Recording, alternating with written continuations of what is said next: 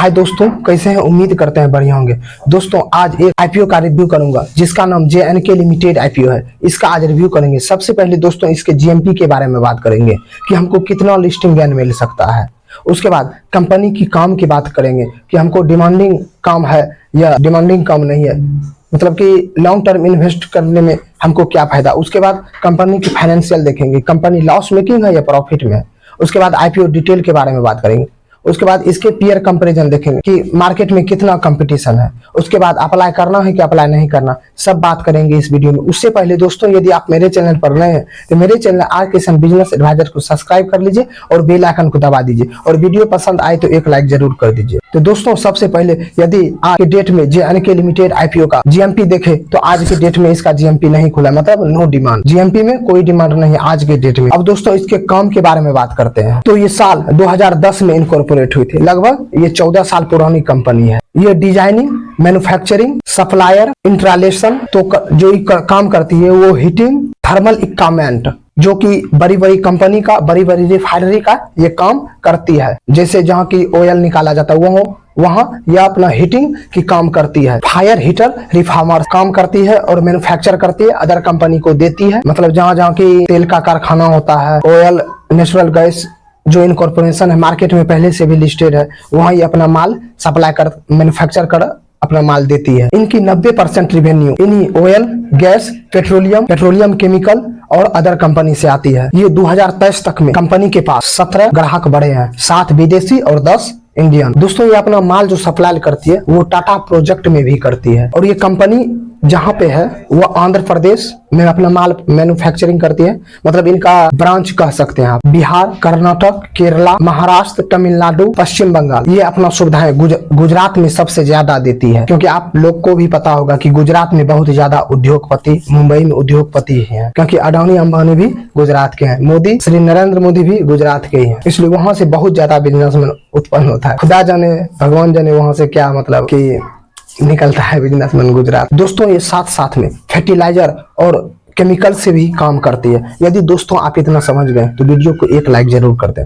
अब दोस्तों इसके फाइनेंशियल इंफॉर्मेशन देख लेते हैं कि कंपनी लॉस मेकिंग है या प्रॉफिट में है। तो दोस्तों इसका टाइम पीरियड जो दिया गया है 31 मार्च 2021 से लेकर 31 मार्च 2023 तक का, लास्ट 23 मंथ 31 दिसंबर 2023 तक का दिया गया है इनका रेवेन्यू और मतलब फाइनेंशियल इंफॉर्मेशन। दोस्तों यदि इसका एसेट्स देखें तो साल दर साल ग्रोथ है, ये कंपनी का पॉजिटिव पॉइंट है और इसका काम भी बहुत डिमांडिंग है। 125 करोड़ से लेके 337 करोड़ तक इसका रेवेन्यू मतलब साल दर साल ग्रोथ है और इधर 6 मंथ में भी बढ़ के 450 लगभग 453 करोड़ के करीब गया है। ये भी कंपनी के लिए पॉजिटिव पॉइंट है। रेवेन्यू में भी साल दर साल ग्रोथ है, 138 से 3 साल के अंदर 411 करोड़ तक गया है और 6 मंथ में 256, ये थोड़ी सी गिरावट है। और प्रॉफिट में भी दोस्तों साल दर साल ग्रोथ है, ये भी इस कंपनी का पॉजिटिव पॉइंट है। मैं आपको इनका प्रॉफिट भी बता देता हूँ। दोस्तों ये 16.5 करोड़ से 46.36 करोड़ तक गया है 3 साल के अंदर, लगभग 30% इनका मार्जिन है, ये सबसे बड़ा पॉजिटिव पॉइंट। और इधर 6 मंथ में थोड़ी सी घटा है, थोड़ी निगेटिव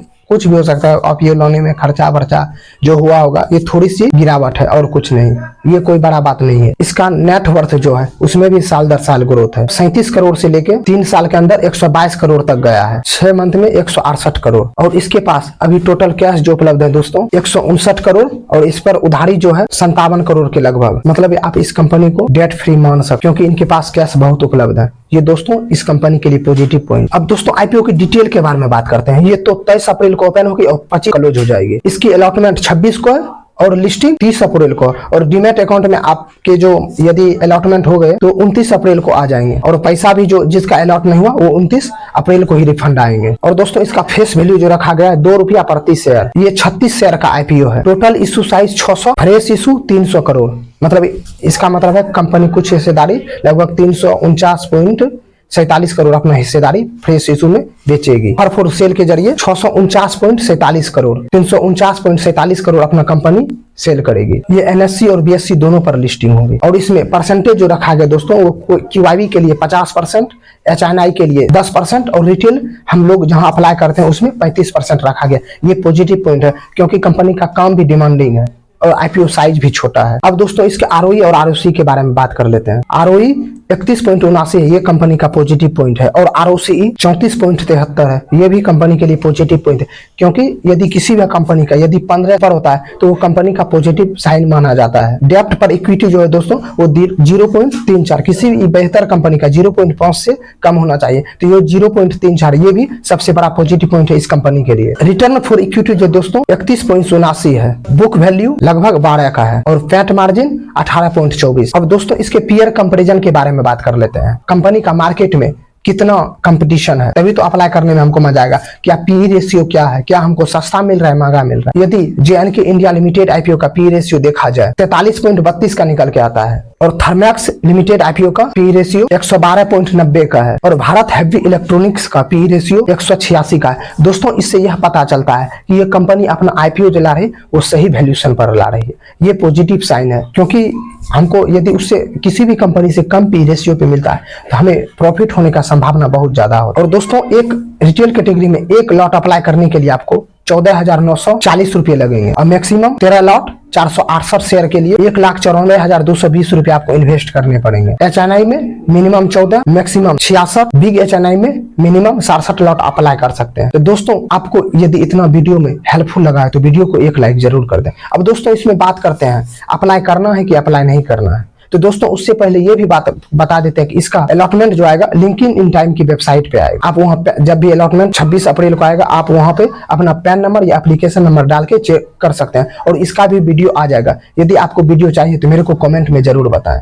अब दोस्तों बात कर लेते हैं इसमें अप्लाई करना है कि अप्लाई नहीं करना। तो दोस्तों इसका कंपनी का डिमांडिंग कम है, इसका फ्यूचर में डिमांड रह सकता है, लेकिन यदि आप लिस्टिंग यानी अप्लाई करना चाहते हैं तो अभी जीएमपी में कोई चढ़ाव नहीं है। यदि आप लिस्टिंग गेन के लिए अप्लाई करते हैं या अप्लाई करना चाहते हैं तो आप अप्लाई नहीं कीजिए, ये मेरे नजर।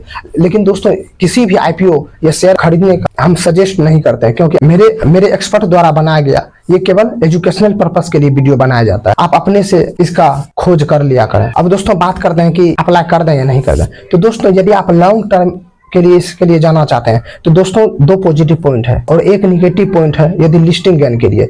तो लिस्टिंग गेन के लिए सबसे पहले निगेटिव पॉइंट का ही बात कर लेते हैं, तो इसका डिमांड नहीं है, मतलब जीएमपी में नो डिमांड। अब दोस्तों लिस्टिंग गेन लॉन्ग टर्म के लिए बात कर लेते हैं। तो दोस्तों यदि आप लॉन्ग टर्म में अप्लाई करना चाहते हैं तो कंपनी का फ्यूचर बहुत बढ़िया है, कंपनी की काम एकदम डिमांडिंग है। और दोस्तों इंडियन ऑयल कॉर्पोरेशन टाटा थर्मोलैक्स में जो ये अपना माल सप्लाई करती है वो भी डिमांडिंग कम है। ये यदि आप अप्लाई करना चाहते हैं तो आप लॉन्ग टर्म के लिए अप्लाई कर सकते हैं, शॉर्ट टर्म में इनका जीएमपी नहीं है। दोस्तों यदि आप इतना समझ गए तो मेरे channel R Kishan business advisor को सब्सक्राइब कर लीजिए और बेल आइकन को दबा दीजिए, ताकि आईपीओ और शेयर मार्केट से जुड़े इन्फॉर्मेशन सबसे पहले आपके मोबाइल में नोटिफिकेशन के रूप में आ जाए। धन्यवाद।